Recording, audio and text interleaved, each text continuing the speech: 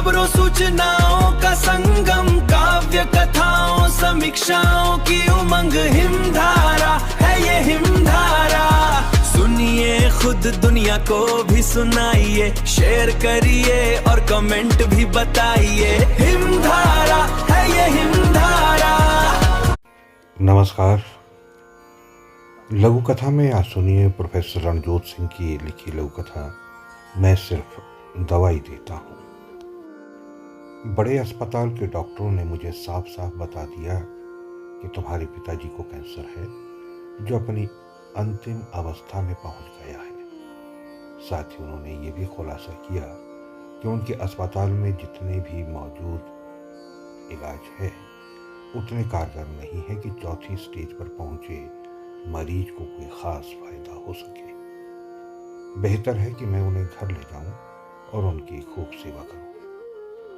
मैं उन्हें घर तो ले आया, मगर अत्यंत भारी मन से। घर आकर मित्रों ने सलाह दी कि एक बार पिताजी को साथ लगते शहर श्री आनंदपुर साहिब के मशहूर डॉक्टर कंग को दिखा लूं तो बेहतर रहेगा।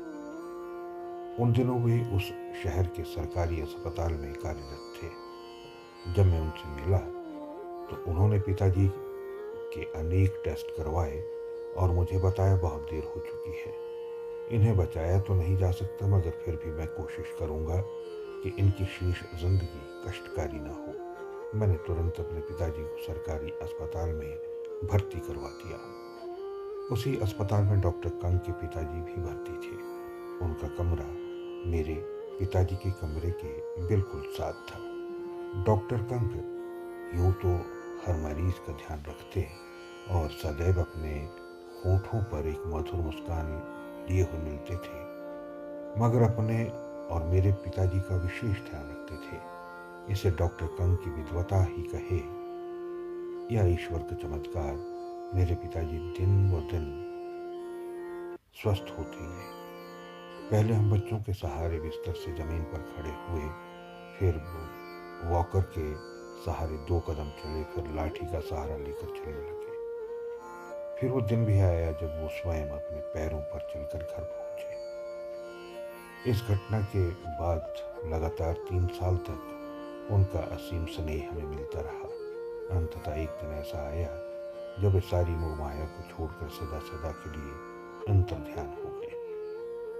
उनके स्वर्गवासी हो जाने के बाद मन में आया कि ये सूचना डॉक्टर साहब को अवश्य देनी चाहिए। अतः मैं डॉक्टर कंग से मिलने उनके अस्पताल गया। उन्होंने दुख जताते हुए अपनी संवेदना प्रकट की। मैंने फिर वे जल की गहराइयों से उनका आभार प्रकट करते हुए कहा कि मेरे पिताजी के बारे में तो कई साल पहले ही डॉक्टर ने बता दिया था कि उनका समय खत्म हो चुका है, मगर ये तो आपकी मेहरबानी हो गई कि हम लोग इतने साल और उनके साथ रह लिए। डॉक्टर कंग ने हंसते हुए जवाब दिया, आपको याद होगा जिन दिनों आपके पिताजी अस्पताल में दाखिल थे, उन दिनों मेरे पिताजी भी उसी अस्पताल में दाखिल थे। मैं एक डॉक्टर भी था और उनका पुत्र भी। आप अंदाजा लगा सकते हो कि मैंने उनकी सेवा सुरक्षा में कोई कमी नहीं रखी होगी, मगर फिर भी मैं उन्हें ना बचा सका और उन्हें इतना मौका भी नहीं मिला कि वो अस्पताल से घर वापस जा सके। जबकि आपके पिताजी स्वस्थ लाभ प्राप्त करना केवल अपने घर चले गए, बल्कि आप लोगों को 3 साल तक और उनका साथ मिला। डॉक्टर कंग थोड़ी देर के लिए रुके और फिर ठंडी आह भर के कहने लगे, प्रोफेसर साहब मैं सिर्फ दवाई देता हूँ, इलाज तो ऊपर वाला करता है। ये थी प्रोफेसर रणजोत सिंह की लिखी लघु कथा मैं सिर्फ दवाई देता हूँ।